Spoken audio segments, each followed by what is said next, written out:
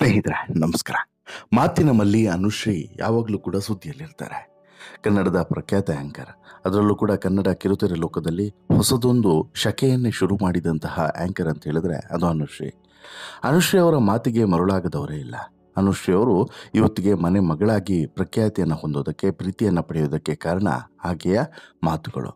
ಹರಳು ಹುರಿದಂತೆ ಸ್ಪಷ್ಟವಾಗಿ ಮತ್ತು ನಿರರ್ಗಳವಾಗಿ ನಿರಂತರವಾಗಿ ಆಂಕರಿಂಗ್ ಮಾಡೋದ್ರಲ್ಲಿ ಅನುಶ್ರೀ ಎತ್ತಿದ ಕೈ. ಆ ಕಾರಣಕ್ಕೆ ಕನ್ನಡದ ನಂಬರ್ 1 ಆಂಕರ್ ಅನ್ನುವಂತಹ ಪಟ್ಟವನ್ನು ಅಲಂಕರಿಸಿದ್ದಾರೆ. ಜಿ ಕನ್ನಡ ವಾಹಿನಿಯ ದತ್ತು ಪುತ್ರಿಯಾಗಿದ್ದಾರೆ.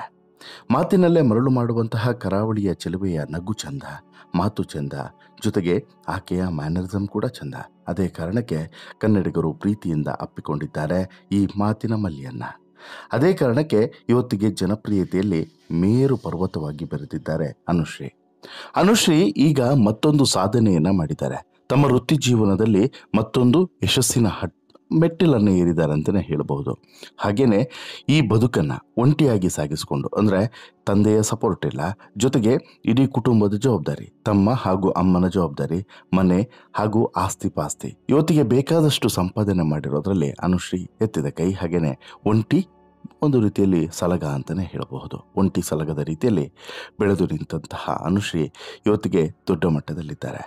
ಅನುಶ್ರೀಗೆ ಗಾಡ್ ಫಾದರ್ ಆಗಿ ಕೆಲವರು ಇದ್ದಾರೆ ಎನ್ನುವಂತಹ ಗುಸುಗುಸುಗಳು ಕೂಡ ಇದ್ದಾವೆ.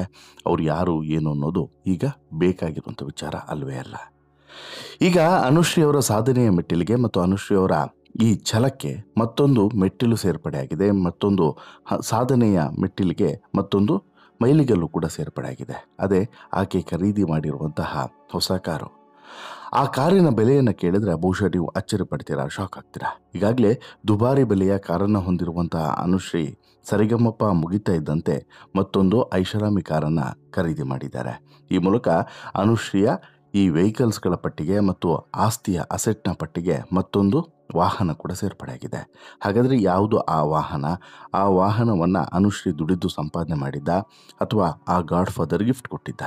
ಹೀಗೆ ನಾನಾ ಪ್ರಶ್ನೆಗಳಿದ್ದಾವೆ.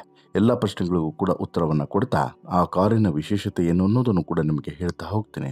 ಅದಕ್ಕಿಂತ ಮುಂಚೆ ನೀವಿನ್ನೂ ಕೂಡ ನಮ್ಮ ಚಾನಲನ್ನು ಸಬ್ಸ್ಕ್ರೈಬ್ ಮಾಡಿಲ್ಲ ಅಂದರೆ ದಯವಿಟ್ಟು ಕೂಡಲೇ ಸಬ್ಸ್ಕ್ರೈಬ್ ಮಾಡಿ ಸ್ನೇಹಿತರೆ. ಈಕೆ ಕರಾವಳಿಯ ಕುವರಿ, ಮಾತಿನ ಮಲ್ಲಿ, ನಿರರ್ಗಳವಾಗಿ ಸುಸ್ಪಷ್ಟವಾಗಿ ಕನ್ನಡ ಮತ್ತು ತುಳುವಿನಲ್ಲಿ ಆಂಕರಿಂಗ್ ಮಾಡಬಲ್ಲಂತಹ ಕಲಾವಿದೆ ಮತ್ತು ಸಾಧಕಿಯೂ ಕೂಡ ಹೌದು. ತಂದೆಯ ಬೆಂಬಲವಿಲ್ಲ, ತಾಯಿಯ ಬೆಂಬಲ, ಜೊತೆಗೆ ಸಹೋದರನ ಸಾಥು, ಇವೆರಡರ ಜೊತೆಗೆ ಇಡೀ ಕುಟುಂಬವನ್ನು ಇವತ್ತು ಮುನ್ನಡೆಸ್ತಿರುವಂತಹ ಒಂದು ರೀತಿಯಲ್ಲಿ ಗಟ್ಟಿಗಿತ್ತಿ ಅಂತಲೇ ಕರಿಬಹುದು ಅಂತಹ ಆಂಕರ್ ಈಕೆ. ಅನುಶ್ರೀ ಬಾಳಲ್ಲಿ ಸಾಕಷ್ಟು ಸವಾಲುಗಳನ್ನು ಎದುರಿಸಿ ಹಂತವಾಗಿ ಚಾಲೆಂಜಸ್ಗಳನ್ನು ಎದುರಿಸಿ ಈ ಲೆವೆಲ್ಗೆ ಬಂದಾಕೆ.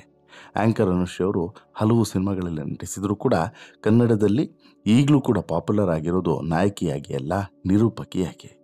ಕನ್ನಡದ ಟಾಪ್ 1 ನಿರೂಪಕಿ, ಹಾಗೆಯೇ ದುಬಾರಿ ನಿರೂಪಕಿ ಅಂತಲೇ ಕರೆಯುವಂತಹ ಜನಪ್ರಿಯ ನಿರೂಪಕಿ ಅಂತ ಹೇಳಿದ್ರೆ ಅದು ಅನುಶ್ರೀ. ಅದು ರಿಯಾಲಿಟಿ ಶೋ ಇರಲಿ, ಸ್ಟೇಜ್ ಪ್ರೋಗ್ರಾಮ್ ಇರಲಿ, ಈ ಸಿನಿಮಾದ ಇವೆಂಟ್ಸ್ಗಳಿರಲಿ ಅಥವಾ ಬೇರೆ ಯಾವುದೇ ಕಾರ್ಯಕ್ರಮಗಳಿರಲಿ, ಯಾವುದೇ ಕಾರ್ಯಕ್ರಮಕ್ಕೂ ಕೂಡ ಸೈ ಅನ್ನಿಸ್ಕೊಂಡಿರುವಂತಹ ನಿರೂಪಕಿ ಈಕೆ. ಹಾಗೆಯೇ ಆ ಕಾರ್ಯಕ್ರಮವನ್ನು ಇನ್ನಷ್ಟು ಮತ್ತಷ್ಟು ಜನರಿಗೆ ಹತ್ತಿರ ತೆಗೆದುಕೊಂಡು ಹೋಗೋದ್ರಲ್ಲೂ ಕೂಡ ಅನುಶ್ರೀ ಎತ್ತಿದ ಕೈ. ಅದೇ ಕಾರಣಕ್ಕೆ ಇವತ್ತಿಗೂ ಕೂಡ ಜಿ ಕನ್ನಡ ವಾಹಿನಿಯಲ್ಲಿ ಒಂದು ರೀತಿಯಲ್ಲಿ ದತ್ತು ಪುತ್ರಿಯ ರೀತಿಯಲ್ಲಿ ಪ್ರತಿನಿತ್ಯವೂ ಕೂಡ ಒಂದಲ್ಲ ಒಂದು ರಿಯಾಲಿಟಿ ಶೋ ಮೂಲಕ ಜನರ ಮುಂದೆ ಹಾಜರಾಗುವಂಥ ಅನುಶ್ರೀಗೆ ಜನ ಮೆಚ್ಚುಗೆಯೂ ಕೂಡ ಅದೇ ಪ್ರಮಾಣದಲ್ಲಿ ಇದೆ. ಹೀಗಿರುವಂಥ ಅನುಶ್ರೀ ಸಾಕಷ್ಟು ಸಾಧನೆಗಳನ್ನು ಮಾಡಿದ್ದಾರೆ ಈಗಾಗಲೇ. ಅನುಶ್ರೀ ಅವರ ಈ ನಿರೂಪಣೆಗೆ ಹೇಗೆ ಒಂದು ಮನ್ನಣೆ ಸಿಗುತ್ತೋ, ಅದಕ್ಕೊಂದು ಗೌರವಧನದ ರೂಪದಲ್ಲಿ ಒಂದಷ್ಟು ಹಣವನ್ನು ಏನು ಸಂಪಾದನೆ ಮಾಡ್ತಾರೋ ಆ ಹಣವನ್ನು ಎಲ್ಲೂ ಕೂಡ ಪೋಲು ಮಾಡದೆ ಒಳ್ಳೊಳ್ಳೆ ಇನ್ವೆಸ್ಟ್ಮೆಂಟ್ಗಳನ್ನು ಮಾಡಿದ್ದಾರೆ, ಆಸ್ತಿಗಳನ್ನು ಮಾಡಿದ್ದಾರೆ, ಮನೆ ತೆಗೆದುಕೊಂಡಿದ್ದಾರೆ. ಹಾಗೆಯೇ ಒಂದಷ್ಟು ವಾಹನಗಳು ಕೂಡ ಅನುಶ್ರೀಯ ಬಳಿ ಇದೆ. ಇದೇ ಸಾಲಿಗೆ ಈಗ ಮತ್ತೊಂದು ವಾಹನ ಕೂಡ ಸೇರ್ಪಡೆಯಾಗಿದೆ, ಮತ್ತೊಂದು ಕಾರು ಕೂಡ ಸೇರ್ಪಡೆಯಾಗಿದೆ.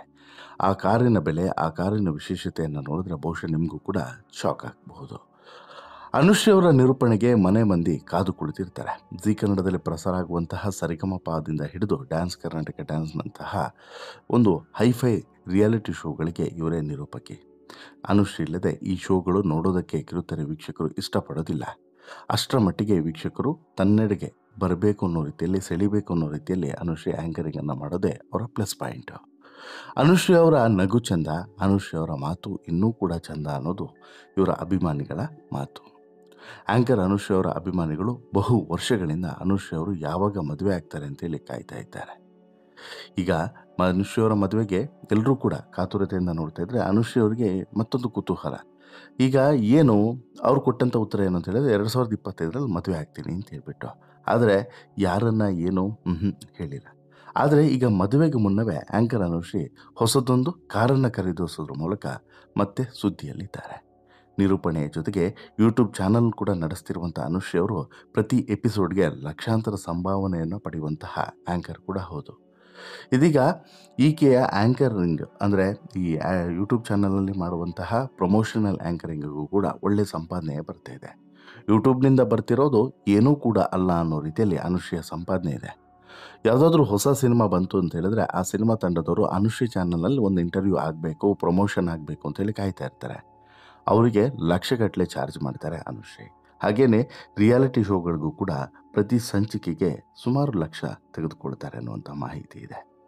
ಇದೀಗ ಇದರ ಜೊತೆಗೆ ತಮ್ಮ ಯೂಟ್ಯೂಬ್ನ ಇನ್ಕಮ್ ಎಲ್ಲವನ್ನು ಕೂಡ ಸೇರಿಸಿ ಹಾಗೆಯೇ ಔಟ್ಡೋರ್ ಇವೆಂಟ್ಸ್ಗಳು, ಈಗ ಸಿನಿಮಾ ಕಾರ್ಯಕ್ರಮ ಇರ್ಬೋದು, ರಾಜಕೀಯ ಕಾರ್ಯಕ್ರಮಗಳಿರ್ಬೋದು, ಅಥವಾ ಬೇರೆ ಯಾವುದೇ ಇವೆಂಟ್ಸ್ಗಳು, ಚಿಕ್ಕ ಪುಟ್ಟ ಇವೆಂಟ್ಸ್ಗಳಿರ್ಬೋದು, ಅಥವಾ ಕಾರ್ಪೊರೇಟ್ ಇವೆಂಟ್ಸ್ಗಳಿರ್ಬೋದು, ಯಾವುದಕ್ಕೆ ಹೋದರೂ ಕೂಡ ಇಂತಿಷ್ಟು ಅಂತೇಳ್ಬಿಟ್ಟು ಚಾರ್ಜ್ ಮಾಡುವಂಥ ಅನುಶ್ರೀ ತಿಂಗಳಿಗೆ ಏನಿಲ್ಲ ಅಂತ ಹೇಳಿದ್ರು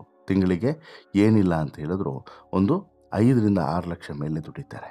ಏನಿಲ್ಲ ಅಂತ ಹೇಳಿದ್ರೂ ಕೂಡ ನಾನು ಹೇಳ್ತಿರೋದು ರಿಯಾಲಿಟಿ ಶೋಗಳದ್ದು ಬಿಟ್ಟು ಏನಿಲ್ಲ ಅಂತ ಹೇಳಿದ್ರು ತಿಂಗಳಿಗೆ ಏನಿಲ್ಲ ಅಂದರೂ 5-6 ಲಕ್ಷ ಮೇಲೆ ದುಡಿತಾರೆ. ಅದ್ರ ಜೊತೆಗೆ ರಿಯಾಲಿಟಿ ಶೋದು ಫಿಕ್ಸ್ ಅದೊಂದು 5-6 ಲಕ್ಷ ಬರುತ್ತೆ ತಿಂಗಳಿಗೆ ಏನಿಲ್ಲ ಅಂದರು. ಅಲ್ಲಿಗೆ 10-12 ಲಕ್ಷ ಈಕೆಯ ಒಂದು ತಿಂಗಳ ಓವರಾಲ್ ಆಗಿ ಇನ್ಕಮ್ ಅಂತಲೇ ಹೇಳ್ಬೋದು. ಏನೇ ಇಲ್ಲ ಅಂತ ಹೇಳಿದ್ರು ಕೂಡ, ಪ್ರೋಗ್ರಾಮ್ಸ್ಗಳೇ ಇಲ್ಲ ಅಂತ ಹೇಳಿದ್ರು ಕೂಡ ಒಂದು 2-3 ಲಕ್ಷಕ್ಕಂತೂ ತಿಂಗಳಿಗೆ ಮೋಸ ಇಲ್ಲ. ಹೀಗಿರುವಾಗ ಈಕೆಯ ಆದಾಯ ಯಾವ ರೀತಿ ಇದೆ ಅನ್ನೋದನ್ನು ನೀವೇ ಇಮ್ಯಾಜಿನ್ ಮಾಡ್ಕೊಳ್ಳಿ. ಹಾಗಾದ್ರೆ ಮಾತ್ರಕ್ಕೆ ಇದು ಪಕ್ಕಾ ಮಾಹಿತಿನ ಹಾಗಂತೇಳಿ ಹೇಳೋಕ್ಕಾಗಲ್ಲ. ಬಟ್ ಏನಿಲ್ಲ ಅಂತ ಹೇಳಿದ್ರು ಒಂದು ಮಿನಿಮಮ್ ಇನ್ಕಮಿಗೇನು ಕೂಡ ಮೋಸ ಇಲ್ಲ. ಅದೇ ಕಾರಣಕ್ಕೆ ಈಗ ಅನುಶ್ರೀ ಮತ್ತೊಂದಷ್ಟು ಇನ್ವೆಸ್ಟ್ಮೆಂಟ್ಗಳನ್ನು ಮಾಡ್ತಿದ್ದಾರೆ, ಮತ್ತೊಂದಷ್ಟು ಅಸೆಟ್ಗಳನ್ನು ಒಟ್ಟಾಗ್ತಾ ಇದ್ದಾರೆ. ಈ ಅಸೆಟ್ನ ಸಾಲಿಗೆ ಈಗ ಹೊಸ Toyota Innova car Hycross hybrid car ಸೇರ್ಪಡೆಯಾಗಿದೆ. ಈ ಕಾರಿನ ಬೆಲೆ ಬರೋಬ್ಬರಿ 25 ಲಕ್ಷ. ಕಾರಿನ ಬೆಲೆ ಬರೋಬ್ಬರಿ 25 ಲಕ್ಷ. ಯಾವುದು ಎಕ್ಸ್-ಶೋರೂಮ್ ಪ್ರೈಸು. ಇದು ಟಾಪ್ ಆ್ಯಂಡ್ ಮಾಡೆಲ್ಗೆ 40 ಲಕ್ಷ ಆಗ್ತದೆ ಆನ್ ರೋಡ್ ಪ್ರೈಸು. ಈಗ ಎಕ್ಸ್-ಶೋರೂಮ್ ಪ್ರೈಸು 25 ಲಕ್ಷ ಅಂತ ಹೇಳಿದ್ರೆ ನಿಮಗೆ ಗೊತ್ತು, 30-32 ಲಕ್ಷದವರೆಗೆ ಬರುತ್ತೆ. ಇನ್ನು ಟಾಪ್ ಆ್ಯಂಡ್ ತಗೊಂಡ್ರೆ 30-32 ಲಕ್ಷ ಇರುತ್ತದೆ. ಎಲ್ಲ ಸೇರಿ 40 ಲಕ್ಷ ರೂಪಾಯಿ ಹೆಚ್ಚು ಕಡಿಮೆ.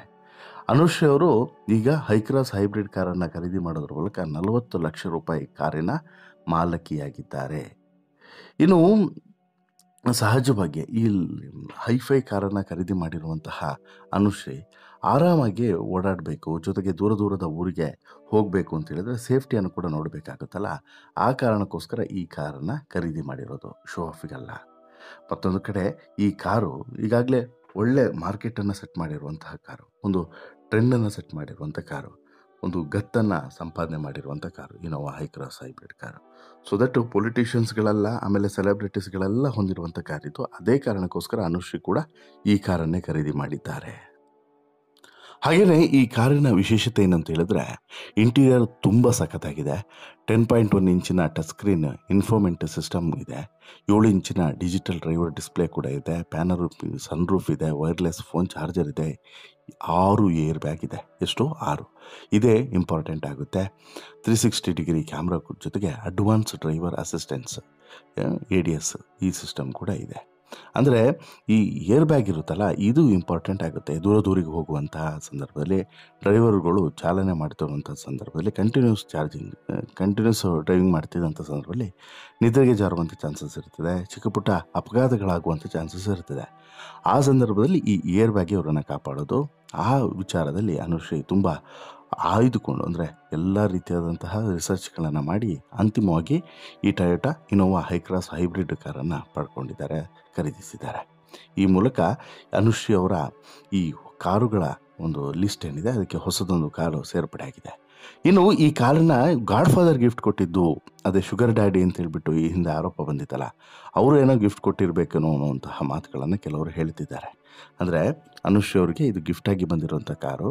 ಇಲ್ಲಿ ಅನುಶ್ರೀ ಅವರು ಸಹಜವಾಗಿ ಇನ್ಕಮ್ ಇದೆ, ಬಟ್ ಅನುಶ್ರೀ ಅವರಿಗೆ ಒಳ್ಳೊಳ್ಳೆ ಸಪೋರ್ಟರ್ಸ್ಗಳಿದ್ದಾರೆ ನೋಡಿ, ವೆಲ್ ವಿಷರ್ಸು, ಅವರು ಕೊಟ್ಟಿರುವಂತಹ ಕಾರು ಅನ್ನುವಂತಹ ಮಾತುಗಳು ಕೂಡ ಕೇಳಿ ಬರ್ತಿದೆ.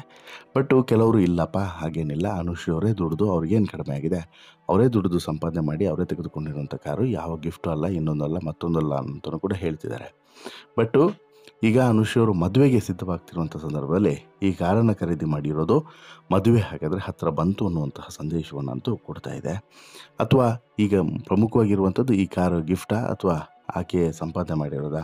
ಯಾರೇ ಆದರೂ ಕೂಡ ಅದನ್ನು ಒಪ್ಕೊಳ್ಳೋದಿಲ್ಲ, ಗಿಫ್ಟ್ ಅವ್ರು ಕೊಟ್ಟರು ಇವ್ರು ಕೊಟ್ಟರು ಗಿಫ್ಟು ಅಂತ ಹೇಳಿ. ಯಾಕಂತ ಹೇಳಿದ್ರೆ ಸುಮ್ಮನೆ 30 ಲಕ್ಷ ರೂಪಾಯಿ 40 ಲಕ್ಷ ರೂಪಾಯಿ ಕಾರ್ ಕೊಡೋಕ್ಕೆ ಯಾರಿಗಾದರೂ ತಲೆ ಕೆಟ್ಟಿದೆಯಾ? ಏನಾದರೂ ಒಂದು ರೀಸನ್ ಇರುತ್ತಲ್ಲ ಅಂತ ಹೇಳ್ಬಿಟ್ಟು ಯೋಚನೆ ಮಾಡ್ತಾರೆ. ಹಾಗಾಗಿ ಆ ರಿಸ್ಕನ್ನು ಬಹುಶಃ ಈಕೆ ತೆಗೆದುಕೊಳ್ಳಲಿಕ್ಕಿಲ್ಲ, ಯಾರೂ ಅನುಶ್ರೀ ತೆಗೆದುಕೊಳ್ಳಲಿಕ್ಕಿಲ್ಲ, ಅದನ್ನು ಅಲ್ಲಿಗೆ ಬಿಟ್ಟು ಬಿಡ್ಬೋದು. ಬಟ್ ಅನುಶ್ರೀ ಅವರ ಈ ಸಂಪಾದನೆಯ ಸಾಲಿಗೆ ಮತ್ತೊಂದು ಆಸ್ತಿ ಸೇರ್ಪಡೆ ಆಗಿದೆ, ಅದೇ ಈ ಕಾರು ಅಂತಲೇ ಹೇಳ್ಬೋದು.